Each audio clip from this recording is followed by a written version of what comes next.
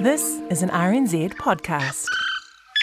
They say life is stranger than fiction. When you go to these super omniphobic surfaces, what you're using is you're typically using fluoropolymers, which have such a low affinity for either oil or water that you manage to repel both. But sometimes what we see in movies or read in books is so incredible that it obviously couldn't be possible. Or could it? What we'd say about any material that does good waterproofing, none of them are that magic that they don't wear out or wear thin at some point. I'm Brian Crump and welcome to Sci-Fi Sci-Fact. Here to set the scene for this week's Sci-Fi Sci-Fact, an early 1950s drum roll.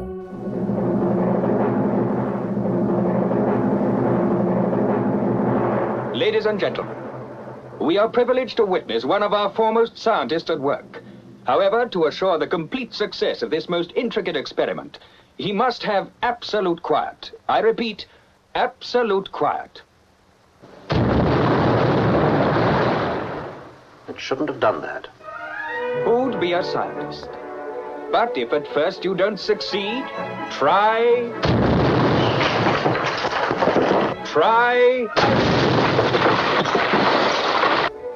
again. Mr. Hoskins, it's worked! I've done it! I've got to see Mr. Burnley! I've done it! Stop him! Stop him! Sister, what's the trouble? He's mad, that's the trouble. This week's Sci-Fi Sci-Fact, what we're discussing is The Man in the White Suit, made by Ealing Studios in London in 1951, stars Alec Guinness. It's all about a piece of textile. Do you know what a long-chain molecule is? Do you know what happens if one makes one of infinite length with optimum interchain attractions? Do you know what it means? It means that to break the fiber, you'd have to split the molecule. It means for all practical purposes, it'd last forever. And it has a surface charge of static electricity. It repels dirt. That's the plot driver. And here to talk about it, why it's interesting and whether you could have this white suit in real life, is McDermott Institute Deputy Director of Commercialisation and Industry Engagement, that's quite a mouthful, and Associate Professor of Physics at Auckland University, Geoff Willmott. Geoff, welcome to Sci-Fi Sci-Fact. Hi, Brian. Now, Alec Guinness, I'm a bit of a fan. I think I'd heard of this movie, The Man in the White Suit, but I must admit I have not watched it. What is it about the white suit that caught your imagination there, Geoff? Yeah, well, it's an interesting movie. It's an old British film, so it's on the 20 best British sci-fi films list, even though it was way back, as you said, in 1951. And it features this suit, which is a bright white suit. So this is, of course, a black and white film, and I think part of it is the cinematic appeal of this bright white suit. But the idea is that the hero of the story, that's baby Alec Guinness, baby Obi-Wan Kenobi, is running around trying to invent a fabric that is ultra strong, never wears out. It doesn't absorb dye, so it repels dirt. That's why it's bright white. So basically a super magic fabric that means that you can have a suit, a bright white suit, and you never need another suit. The problem is that the local textile industry, and back in 1951, there was quite a large textile industry in Great Britain, especially in the north. That's where we sent our wool, to the Midlands and to the north of England. And they didn't like the idea of a suit that never wore out because that meant bad news for business. Yeah, so that's really the plot device of this film. Is our hero Sid Stratton's his name. He has success and he manages to make this fabric, and he hasn't thought through the consequences of that, and neither have his employers, and neither have the unions. And of course, once if you've make this suit that you never have to replace, that kind of destroys the demand for textiles, for clothing. So once he's made this discovery, his bosses and the local unions kind of think this through and think, oh, this is no good, we need to suppress it. And that's really the plot device for the major plot device for the film, is that they take this inventor aside and try and get him to sign over his rights to his invention so that it's suppressed and never sees the light of day. What do you think happened to all the other things? The razor blade that never gets blunt, And the car that runs on water with a pinch of something in it. No. They'll never let your stuff on the market in a million years. He's right, you know. Vested interests. The dead hand of monopoly. It's not like that at all, I assure you. Everything's organized. We're telling the newspapers this morning and then going right ahead. But if this stuff never wears out, we'll only have one lot to make. Does he make it out of chemicals or does he make it out of wool? He's a chemist in the film, and it was based on a stage play, and he it's not based on wool. So it talks about, well, it's not specified, but it talks about long molecules as being the origin of this kind of magic textile. And if we think about what that means, it usually means polymer or plastic type materials in terms of the materials that we use today. Now, you hear the word polymer a lot when I talk to you guys in terms of a useful material for all sorts of things, often to do with some item of clothing that maybe either is really, really strong or is bulletproof or something like this. When they made the film back in 1951, were they talking about that? It's a good question. I think a lot of discoveries were made in wartime, and like, for example, the polymers that are used in explosives, a lot was discovered around them in wartime. But the thing about polymers is they can be made of anything, so it's a really wide kind of class of materials, right? So you look at nylon, that's back in the much earlier on. So there's different materials at different times.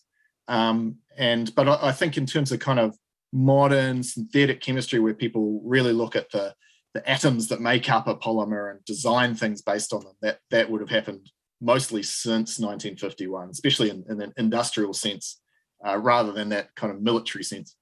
Did the movie invent the word super hydrophobics, or is that a word that you invented to explain what they're talking about? It's neither, is the answer to that, Brian. Superhydrophobics have kind of come to light in research over the last kind of 20, 30 years, I guess you'd say.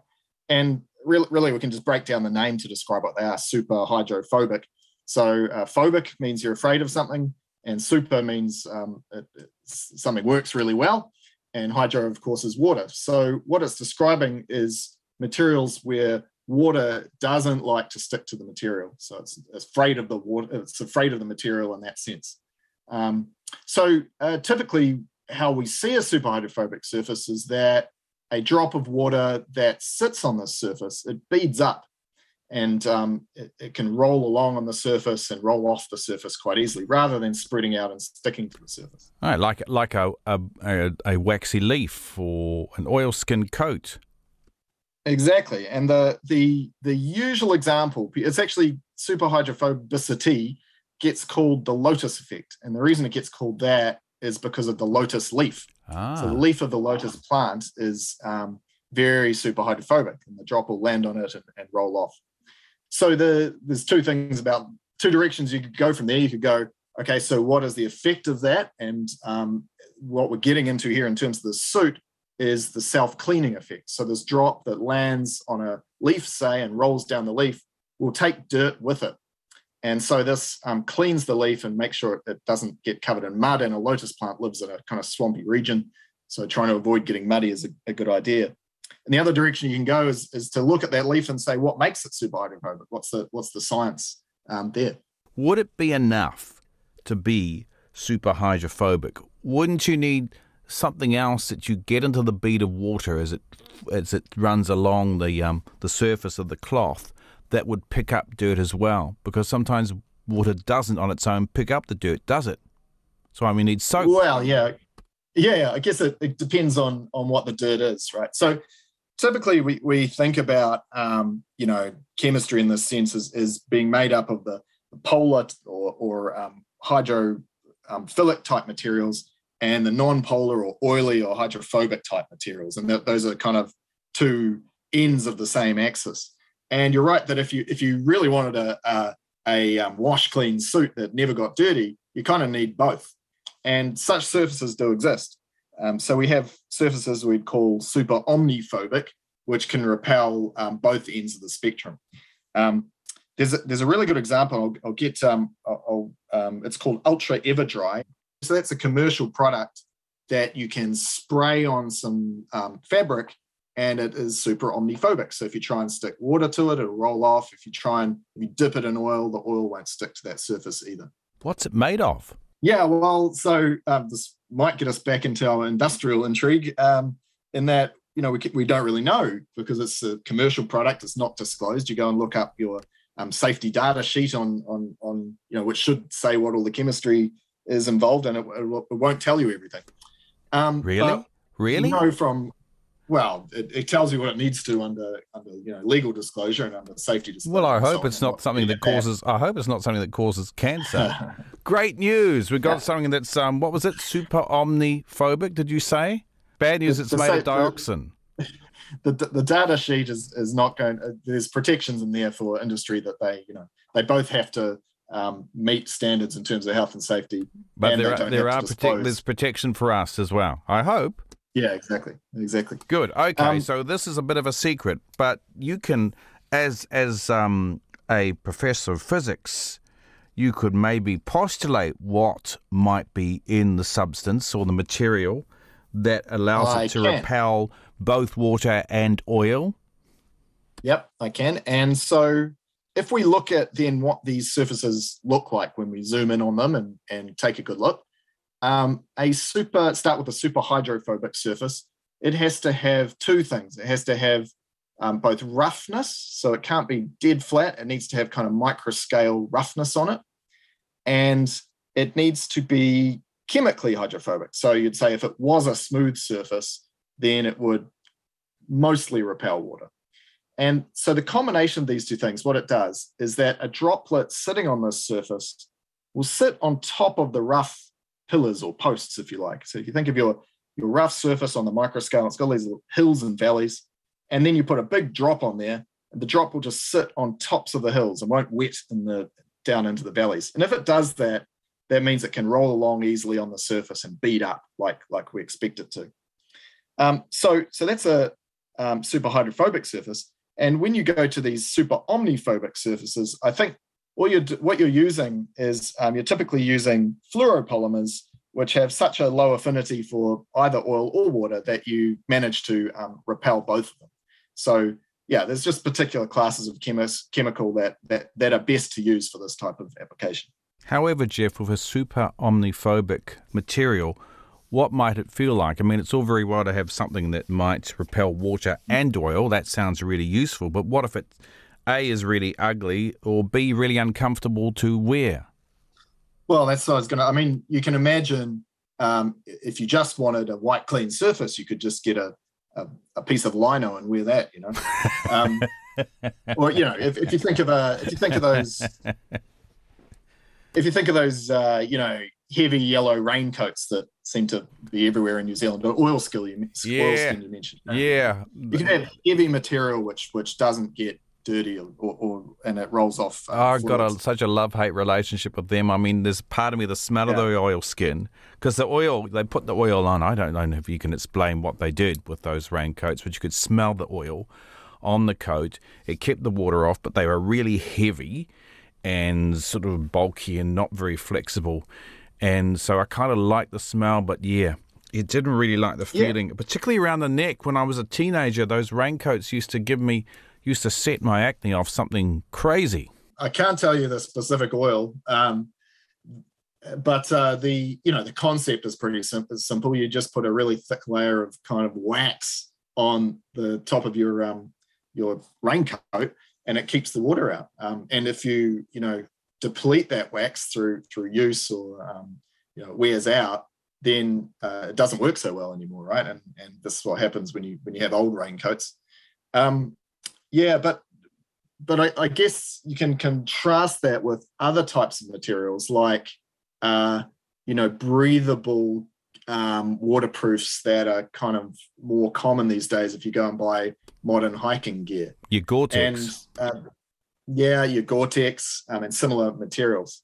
And what you're looking at there is that instead of just forming this waxy layer which blocks everything out, you actually have a kind of porous structure.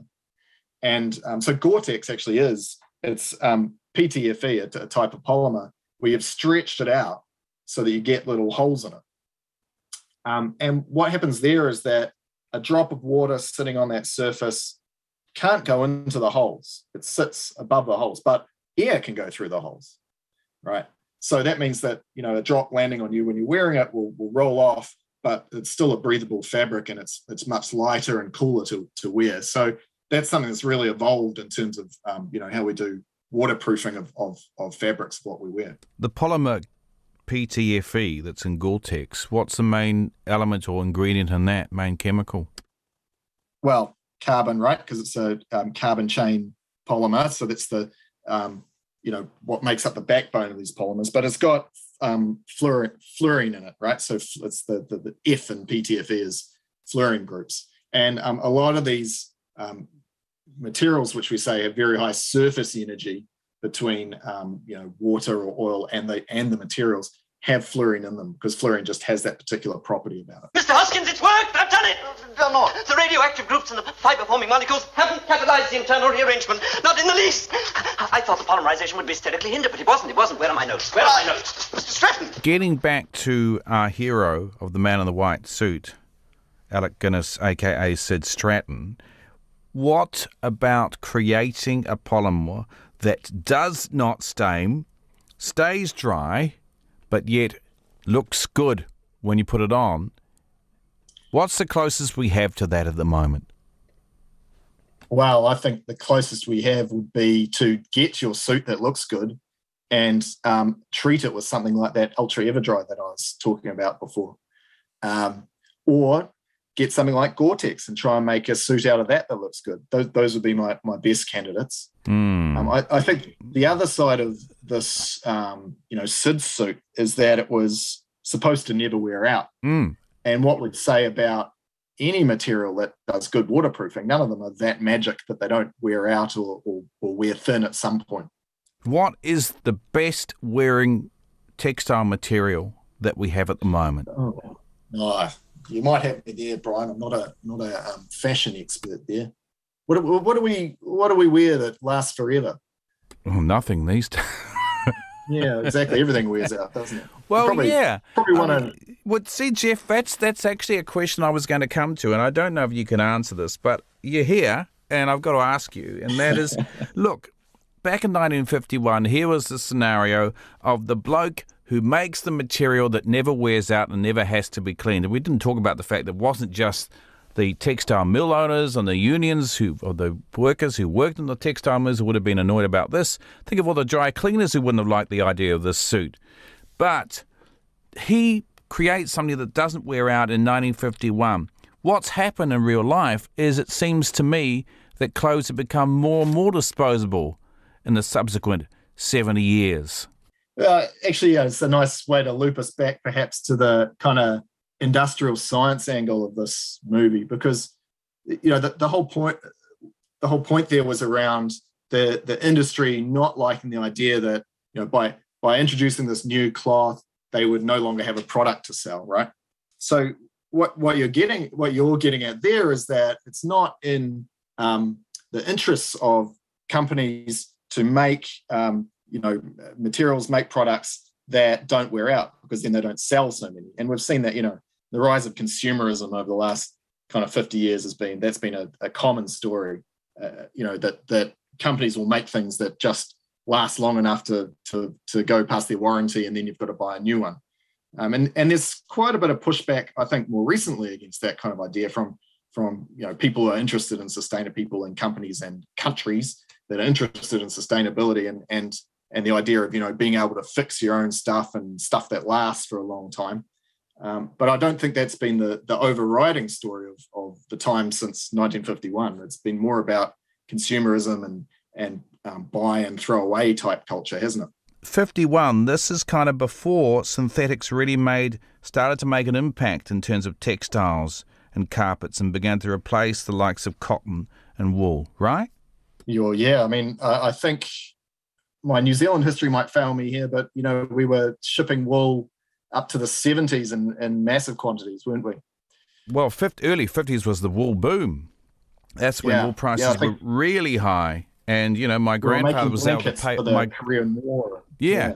And my grandfather was able to pay off his farm because of the price of wool. Yeah. And these days, you can't even make money off the wool, the coarse wool that you get off a sheep's back. You probably won't even pay the full price of the shearers or the price of transporting it to the mill. I guess in a way that story shows the kind of disruption that in the movie we're talking about that they feared, right? That by going away from the status quo, that it would leave a whole lot of people worse off, which unfortunately in our case has been our sheep farmers until that they find different markets and different uses for wool.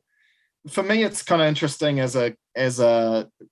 it's quite a realistic depiction of the special kind of nature of scientific research in industry, because science is different from other stuff in industry because of the IP aspect. Like once you'd call it non-exclusivity. So once you have an idea that has taken industry from point A to point B, you can't go back to point A, put the genie back in the bottle. And once everybody finds out about that thing, then the whole industry has changed, and people call that disruption and so on. But it's a real thing that technology and science gives you, and it has an important effect on economies. And we have to kind of try and organize ourselves around it, Geoff, rather than in the movie. Yep. Which is just in the movie, they just try to run it out of town and hope it goes away. Geoff, can totally I ask unprepared, everyone panics. Can I ask you, what is it? What do we do to... First, actually, before I ask you this question, I'm assuming that the synthetic fibres that we sometimes wear and the synthetic fibres that go into carpets these days, a lot of carpet, the main ingredient is oil, is it? Crude oil? Yeah, that's my understanding. Is a lot of synthetics are derived from crude oil. Are you able to say in very rough terms what we do to the oil to turn into a fibre that we can wear or walk over? We make polymers. So in very rough terms, out of oil you get a whole lot of chains of carbon, and you separate them out from light to heavy. So the light ones have little short chains, and the heavy ones have big long chains. And the fuels we burn up towards the lighter end of say crude oil. But then the heavier ones you can process and make into particular chains that you can use in things like synthetic fibers. In natural fibres like cotton and silk and wool, they are fibres. Now, what's the main ingredient there? I'm assuming it's a protein, but is there still a lot of carbon in that protein? Yeah, there will be. Lots of life forms are carbon based, and I think what you're getting at is that we can kind of make these textiles out of far more sustainably out of natural sources, which is definitely an area of kind of current research. You can do these things, but it's a matter of being able to do it really efficiently to make industrial scale. Carpets. There's plenty of people in the world who want carpets all the time, and so making it out of oil is efficient, whereas trying to make it out of other, say, waste lines of waste biological products will be really good in a sustainability sense, but we struggle to do it as efficiently as we might at the moment. As Deputy Director of Commercialisation and Industry Engagement, I only just got it out there, Geoff. Are you doing any work at the moment in terms of the McDiarmid Institute and helping our colleagues in the wool industry try and produce fibres that might be a bit more competitive price-wise, and maybe also in terms of what they can offer compared to the synthetics? Yeah, I think it's I wouldn't speak for the McDiarmid Institute in that sense, because just we work in slightly different areas, but there's plenty of researchers both now and over the years in New Zealand who have looked at different uses for wool that are kind of more high tech, if you like, or value added than just shipping it off as a raw product. And I think that's ongoing. But I also think that a lot of the most valuable uses of wool have kind of come full circle into high quality products. So you look at things like the Allbirds shoes; those are made out of wool, aren't they? And clothing that is merino clothing. That's a good example. Well, the fine wool, I think the fine wool market is doing okay at the moment. They are making a profit off their wool. But it's the coarse wool, the stuff off the merino sheep are doing fine, but your crossbreds, your Romneys, and the sheep that are bred for meat, but we're also bred for wool. That's where it's not such a good market at the moment. Well, I think fair to say work in progress in terms of still trying to make value-added products out of that type of wool there, Brian. I know the man in the white suit. It's a suit that never wears out. But what about synthetics and recycling? Is it easier to recycle synthetics? Is it easy to recycle any kind of clothing, be it synthetic or a natural fibre? I mean, I don't have... I'm going to guess here because I don't have specific knowledge of kind of synthetics recycling. But my guess would be, firstly, that it would be kind of tricky to recycle the fibres in any sense because they're already processed into fabrics, right? So that's slightly different thing is reusing the fabrics as opposed to reprocessing the fibres altogether. My assumption would be that perhaps synthetics would be easier just because of that efficiency, because it's easier to do the chemistry industrial at scale than it would be other materials. But I'm not too sure about that one. I asked you, Geoff, about what is the fibre that takes the longest to wear out, because that's really the big plot driver of the man in the white suit, is putting all the textile people out of work, because once you've got one suit, you're not going to need another one. Although, of course, fashion actually demands that you buy new clothes even if you don't need them, or new cars for that matter, all sorts of new things. That would have been one of the solutions. They didn't think about that in the movie. But anyway, getting back to the fact that the suit never wears out, what would you have to have in a fibre for that to actually occur in real life? Is that plausible? You want to make a diamond fibre suit, something like that, Brian? I do look at carbon fibre as, structures that are known to be light and extremely strong, right, and therefore likely to be hard wearing, but inefficient to make and probably uncomfortable to make into fabrics. So it's possible, it's possible to make fabrics that are stronger than others and that are, but you do have to consider aspects like are they going to sell and are they going to be comfortable? I think if you look at silks, so especially people who try to replicate what spider silk does. So spider silk is kind of well known for being extremely strong in a tensile sense. So that's when you pull along the thread, it's extremely strong relative to its the diameter of the thread, if you like, which is very thin. And people look at textiles that can be made out of that type of material, and so yeah, there are some that will be stronger and more hard wearing than others, but that's what you can make in the lab is only the first step towards something that you and I want to buy from the shop. Is there anything in your wardrobe, Geoff, that's particularly long wearing? You think that's lasted well? And have you checked what it's made of? There's plenty that have lasted well that aren't particularly long wearing, Brian. That's a different story. No, I think.